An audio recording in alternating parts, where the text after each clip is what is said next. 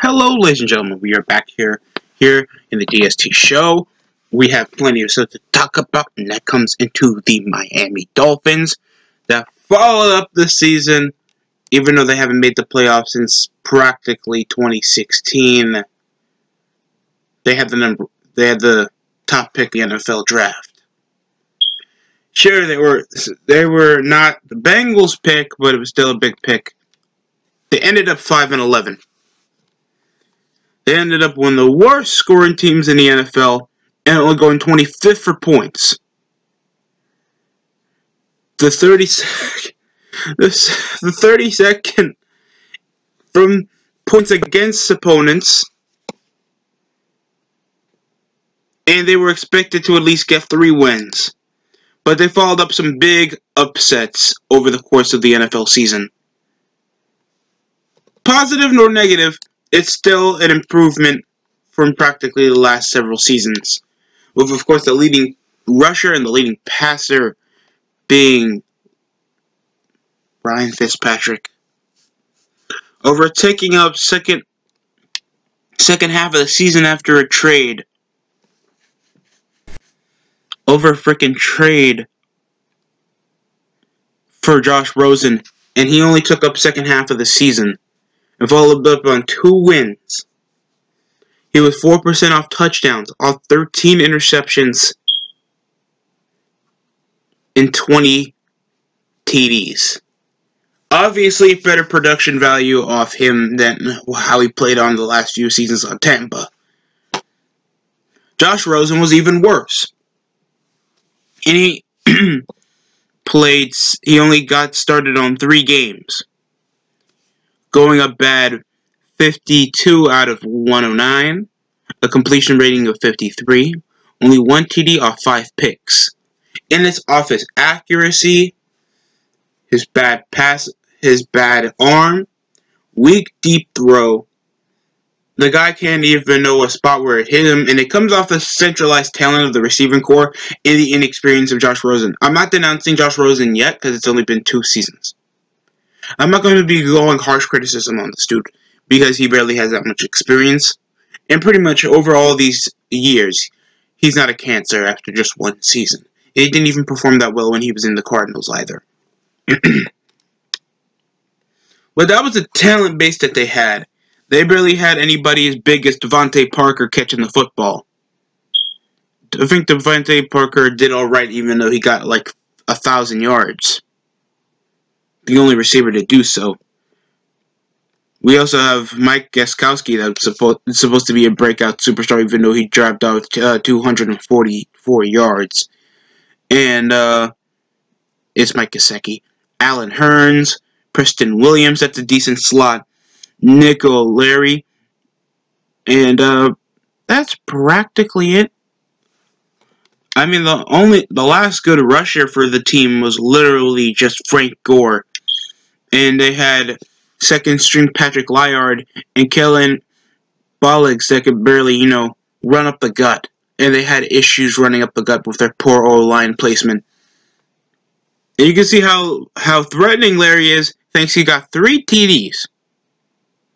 243 yards rushing.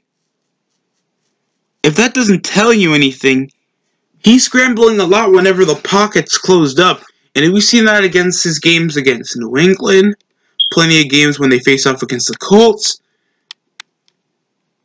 I'm not doing this to feel like a jerk. I obviously don't dislike the Dolphins. It's the part of being in the AFC East. But thanks, the freaking Patriots are completely weak thanks to have a golden goose out. Now they're focused on just the Bills and how much Josh Allen can produce after terrible coaching, terrible field division, and an underdeveloped offense from last season when they were playing off in the playoffs against the Texans.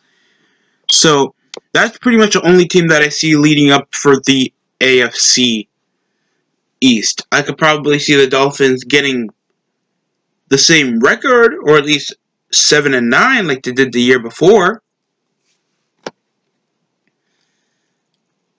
The only thing that I see improving is practically their defense.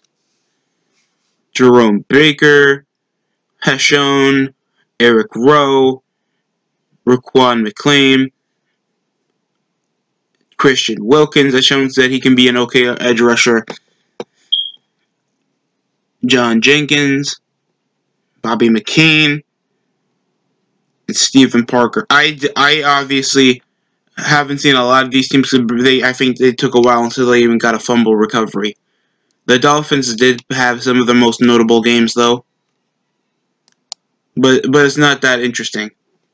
Either way, their number one pick of the NFL draft out of Tua Tagovailoa hasn't produced in superstar mode since his first time starting for the Alabama Crimson Tide. That doesn't mean he's terrible.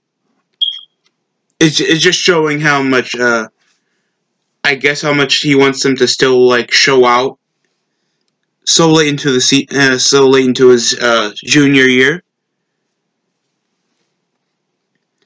and I can understand why. Many fans think he's probably not the best central pick because obviously we went to Joe Burrow, the Heisman winner.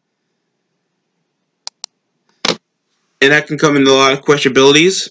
But they're idolizing getting a quarterback, but I think the majority was literally on their pass protection and smartly off their pass rush. And it's a good draft the Dolphins had. Don't denounce the draft the Dolphins had. We also had Tua in his junior year dropping off 108 completions off 252 attempts off a 71.4% percentage with 2,000 yards. Seriously, he was not chucking up the ball a lot that he did from last season when he got near 4,000 yards off 6 picks, but 43 touchdowns. He threw 10 times less than that on his final year, but he still produced well with a pretty successful running game. And plus he played his second to least games because it's the Crimson Tide.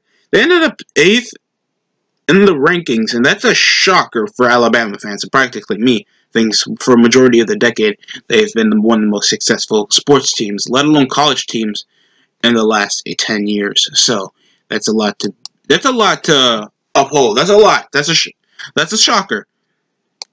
We of course have the NFL draft of. We're gonna go over last season's, but here is their draft for this season. Passable, dual threat, left-hand thrower. We have Justin Jackson. Decent pass. They just picked up tackles. They picked up Robert Hunt. That's an average guard. Noah Englehan from Auburn. It's a decent ball hawk. We have Raquan Davis. That is tall and can edge out and cut in between defenders, pass blockers. So that's going to be great. That's going to be super good to have. Hopefully he gets a lot of time to, gel in the Dolphins scheme with an alright coach. Even though they don't. Brandon Jones. Solomon Kinley. Jaguars Steelers pick for Jason Strowbridge, Curtis Weaver, Blake Ferguson, and of course Malcolm Perry. Yeah, a lot of picks because they're a rebuilding team. So it's possible that they would make these picks. And obviously it's centralized on the defense and of course an interior pass blocking and focusing on getting the right tackles for the job with a good size and attack with big pass rushers. And that's pretty much it. They did only pick up one receiver out of Malcolm Perry from the Navy. It's not that offensively orchestrated like it is. Because I think they have raw talent. They just want to focus on the pass protection, obviously for Tua. Or if they're centralized on putting Josh Rosen to start a few games before they can start the rookie. I don't expect them to do what they did for Dwayne Haskins from the last season for the Redskins, where I think they had Dwayne Haskins didn't start a game until week 7. They had Colt McCoy start 3 games. So it's kind of weird how they're going to let this play out.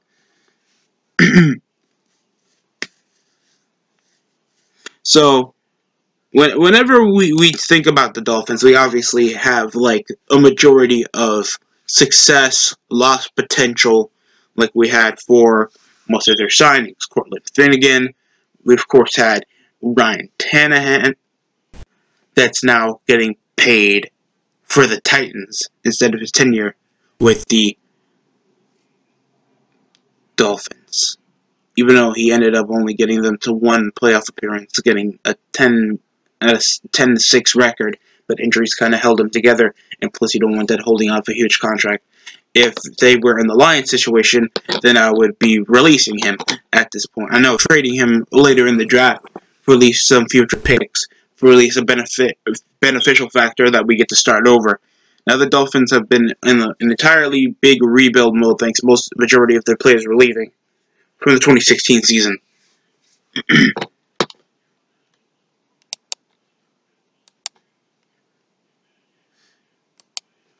Do I think that the Dolphins have a shot?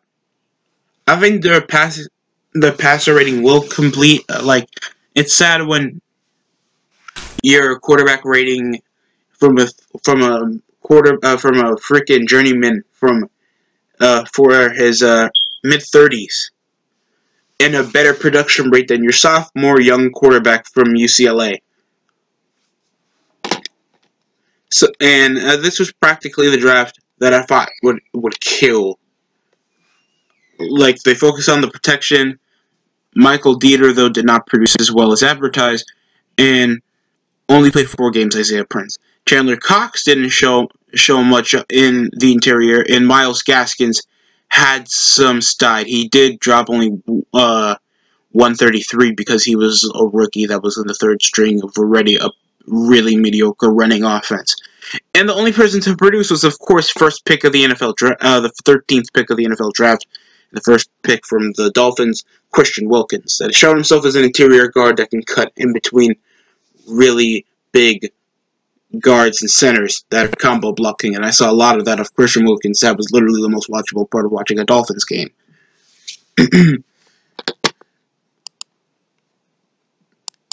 There's, of course, plenty of hope that comes into all of this that they proceed their record because they have a mix of a lot of young pieces. Like there's an average of at least like 27 to 21 or 18-year-old players in this team with some semblance of production value that's going to be like cut or cut day. So yes, there's like plenty of time for the Dolphins to like have some well and due production. Let's go over what they have signed. And they didn't do much over the course of this winter for signings. Over getting tight end Michael Roberts and keeping Jake Roderick for future contracting. Cornerback Rashad Kelsey for some depth on their cornerback position. They know they need it. They're missing out on a superstar to edge out. They're obviously not going to sign for Jalen Ramsey. They're in a rebuilding process. I swear their cap is as shoddy as anything else. And releasing a lot of dead heap like Chidi Okoke, Mike Hull that wasn't going to do anything. I think this is practically the practice squad. And signing a whole heap of undrafted free agents out of April, back at the 29th, out of Matt Cole, Jonathan Hubbard. That's a decent tackle. I saw a bit of him, I think, when he was in, I don't know what school he went to, but Jonathan Hubbard did some stuff back at college. Klein Johnson and Bentino Jones. I mean, the last thing they did was waive Delance Turner and sign Malcolm Perry for his contract, the remainder. This is for all the marbles. I'm obviously expecting a lot. In, respect for Don Shula. Hopefully, the Dolphins actually have a more... They're not expecting, of course, a wild card appearance off the Dolphins. If they do, either everybody's dead in the AFC East, or we're expecting a whole different NFL season. But yeah, I'm expecting at least more entertaining games. If you can do that while you're being, rebuilding in the process, that's an improvement in my book. You get to pass your scoring option. Your defense, your pass rush needs to be improved. Your quarterback situation probably will be improved, and that depends on the health of Tua Tagovailoa, because he, of course, has multiple injury histories that comes into his starting. That's why he hasn't produced as advertised that well coming into the 2019 season and over the off season. So you have that to be scared of, and your running game is not practically the issue. It's still, you don't have that many prime threats other than Devontae Parker. So you still hasn't improved that, except hopefully Perry can be a good speedster. Hopefully the pass blocking is improved. So you know how it is, how it's got to be with that. And of course, their head coach, the Dolphins head coach. Boy, I don't rag on a lot of head coaches because, of course, I'm not a professional football player. But, it comes into, how I rag on NBA head coaches because, how they play on a team is awkward. It doesn't work for them. It's a weak formation for some of these players. And the position, in the ways you want them to cut, or the way you want them to position up the field, it gets awkward. Get rid of Josh Boyer. That's just my opinion. And keep Brandon Flores. I've been hearing a lot of good stuff about him. Young head coach. Not saying this because he used to work for the Patriots, but has a decent reputation. Seems like a good dude, and always wants to improve his players. And that's a somewhat a rarity, other than just being experimentative or trying to do a one-up on the Patriots, all because you're doing more college plays. So that's practically it. That's my take on the 2019 going up to the 2020 season for the Dolphins. Obviously, I won't be determining the record until until their depth chart is put up and we get who's going to be starting on the team. So that's it. Come from the DSD show. Like, comment, subscribe, and enjoy the summer.